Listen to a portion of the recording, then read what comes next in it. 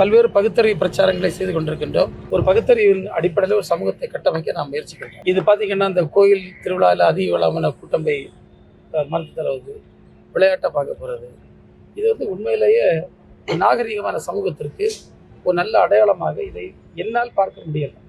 எதுங்க நாகரிகம், எது நாகரிகம் அப்படின்னு சொல்லி தன்னுடைய எக்ஸ் தளத்துல அண்ணாமலை அவர்கள் ஒரு காரசாரமா ஒரு பதிவிட்டு இருக்காங்க. என்னன்னு பார்த்தா, கர்நாடக மாநிலத்துல ஸ்டேடியத்துல கூட்ட நெரிசல்ல சிலர் இறந்தது பற்றி பத்திரிகையாளர் அமைச்சர் மனோஜ் தங்கராஜ் அவர்களை பார்த்து சில கேள்விகள் கேட்கிறாங்க. அதுக்கு பதிலளித்த மனோஜ் தங்கராஜ் அவர்கள் தன்னுடைய கூட்டணி கட்சியுடைய நிர்வாக தோல்வியை ஒத்துக்கொள்ளாமல் அவரு பூசி மொழிக்கு ஒரு பதில சொல்லியிருக்காரு. என்ன சொல்லியிருக்காரு?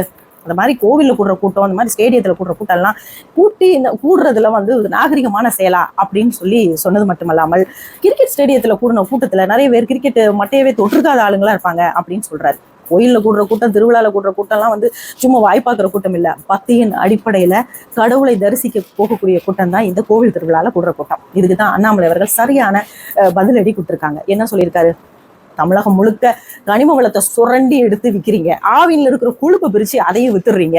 இந்த மாதிரி உங்களுடைய கட்சிக்கு கூட்டம் கூட்டுறதுங்களே, கொத்தடிமைகளை வேன்லையும் பஸ்லையும் கூட்டமா கூட்டிட்டு போறீங்களே, அப்பெல்லாம் பேசாத நபர் நீங்க. இந்த கோவில் திருவிழாவில் கூடுற கூட்டத்தை விமர்சிக்கிறதுக்கு என்ன தகுதி இருக்குன்னு கேட்டிருக்காரு. இறப்பு எங்க நடக்கல? கள்ளச்சாராயும் கஞ்சாவும் ஆறா ஓடிட்டு இருக்கு. இறப்புகள் நடக்காத நாளே கிடையாது. அப்போ இந்த அழகுல பகுத்தறிவு பேசுறாராம் வெங்காயம் அப்படின்னு சொல்லி அவரு கோபமா சொல்லியிருக்கிறதுல நியாயம் தானேங்க. உங்களுடைய இந்தி கூட்டணி நிர்வாகத்தினுடைய தவறை ஒற்றுக்கொள்ளாமல் அதை பூசி மொழிகி இப்படி ஒரு பதிலை கொடுத்து வாங்கிக்கிட்டு இருக்கு சரியா?